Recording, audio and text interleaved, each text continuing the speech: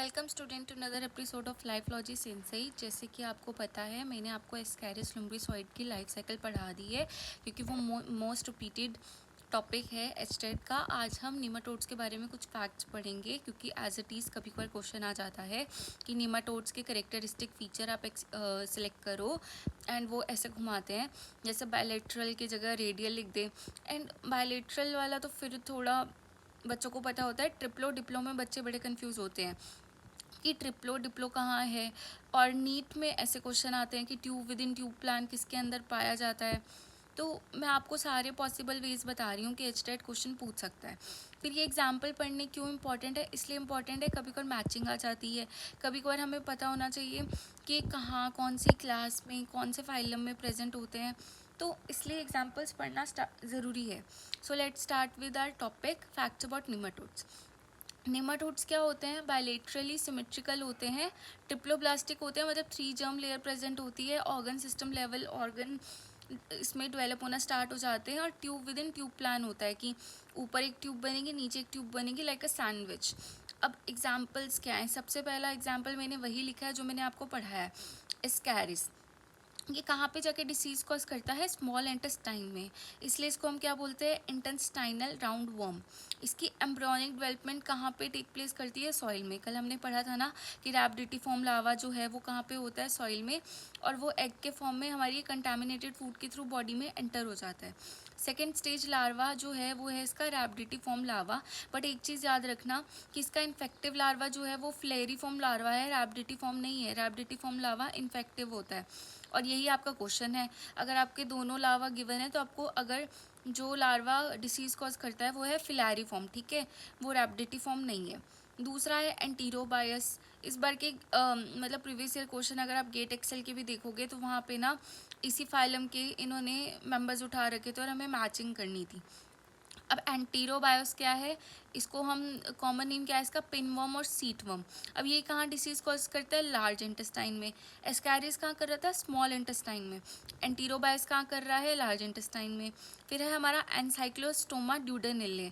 Ancylostoma ड्यूडेनिले, इसको हम क्या बोलते हैं? हुकवर्म। और ये भी कहाँ डिसीज करता है? स्मॉल इंटेस्टाइन में। बट आपको ये याद करना पड़ेगा कि हुकवर्म कौन सा है, राउंड वर्म कौन सा है।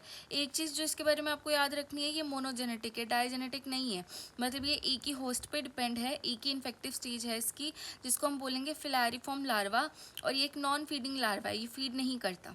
फिर वुचेरिया की मैं आपको लाइफ साइकिल पढ़ाऊंगी, बट अभी आप पढ़ो वुचेरिया पेंक्रोफ्टी या वुचेरिया मलई, ये मैं आपको डिटेल करूंगी। तो वुचेरिया इसका एक मेंबर है जिसको हम बोलते हैं फिलेरियल वॉर्म। ये कहाँ पे पाया जाता है? Lymph vessel. ये रात के टाइम में हमारी लिम्फ वेसल में जाके डिवाइड करते हैं, दिन में ये डिवाइड नहीं करते।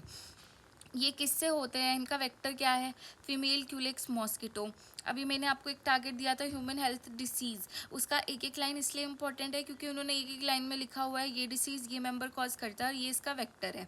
हमें 3 ही वेक्टर पढ़ने हैं, फीमेल क्यूलेक्स, फिर एक हमें पढ़ना है एडीज मॉस्किटो, और एक चिकनगुनिया का पढ़ना है हमें, ऐसे ही पढ़ना। और एक आपको पढ़ना है प्लाज्मोडियम जो हमारा डेंगू कोज करता है, विविपेरस। अब एक चीज़ हमें याद रखनी है कि विचेरिया जो है वो डाइजेनेटिक है, मतलब इसमें 2 होस्ट इन्वॉल्व होते हैं, और ये कौन सी डिसीज़ कॉज करता है? एलिफेंटियासिस।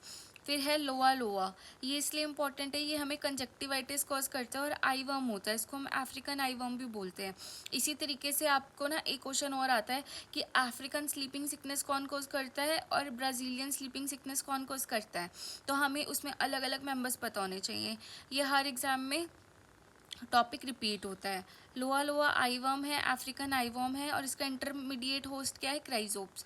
ये इसलिए इंपॉर्टेंट है, अभी तक पूछा नहीं गया है, बट अगर एस्टेट का दिमाग घूम गया तो वो पूछ भी सकते हैं क्योंकि उनको आदत होती है ऐसे ऐसे डीप क्वेश्चन उठाने की जो बच्चों ने सुने भी नहीं होते। और सबसे ज़्यादा प्रॉब्लम आती है एमएससी बॉटनी वाले बच्चों को, क्योंकि बॉटनी तो ये बहुत बेसिक लेवल की उठाते हैं, ये पता नहीं क्यों zoology इतनी डीप लेवल की उठाते हैं कि एमएससी में कहीं से भी कुछ भी उठा लेते हैं। तो ये कौन सी डिसीज़ कॉज करती है? Lymphatic conjunctivitis.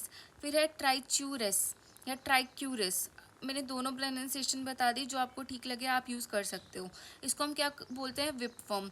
और ये भी डिसीज़ कहाँ कॉज करता है? इंटेस्टाइन, ठीक है। फिर है हमारा रैबिडाइटिस। रैबिडाइटिस क्या है? हमारा फ्री लिविंग फॉर्म। फिर है ट्राइचिनेला, एक हमने पढ़ा था ट्राइक्यूरिस, एक है ट्राइचिनेला। ये कहाँ पे प्रेजेंट होता है? इंटेस्टाइन में। Then in striped muscle. अब ये देखो स्ट्राइप मसल कुछ यूनिक सा आया, तो ये ट्राइचिनेला पूछ सकते हैं। फिर है हमारा ड्रैक्यूनक्यूलस, इसको हम क्या बोलते हैं? ग्विनिया वर्म, और इसको हम मेडाइना वर्म भी बोलते हैं और फायरी सर्पेंट भी बोलते हैं। फिर है हमारा डायजेनेटिक, मतलब इसमें भी 2 होस्ट इन्वॉल्व होते हैं, जिसका इंटरमीडिएट होस्ट क्या होता है? साइक्लोप्स। आपको सिर्फ यहीं तक पढ़ना है, नीचे वाला मैं अलग से डिटेल करूंगी। ये एनालिड्स का पार्ट है, ये एस्केलिमेंथिस का पार्ट नहीं है। एस्केलिमेंथिस में आपको सिर्फ 9 एग्जाम्पल लर्न करने हैं, जो मैंने आपको बताए हैं, मैंने इनको डिटेल कर दिया है। फिर भी अगर आपको कोई प्रॉब्लम आती है, आप मेरे को कमेंट सेक्शन में पूछ सकते हो, मैं आपको बता दूंगी, ठीक है? बट पढ़ लेना, क्योंकि मैं तभी टफ टॉपिक स्टार्टिंग में करवा रही हूँ, क्योंकि अभी माइंड फ्रेश है, टफ टॉपिक्स हो जाएंगे लास्ट में, तो ऐसा होगा बस सिलेबस कवर करें जल्दी से जल्दी और पेपर दें। That's all for today. Thank you for watching. Please like, share and subscribe my channel Lifelogy Sensei.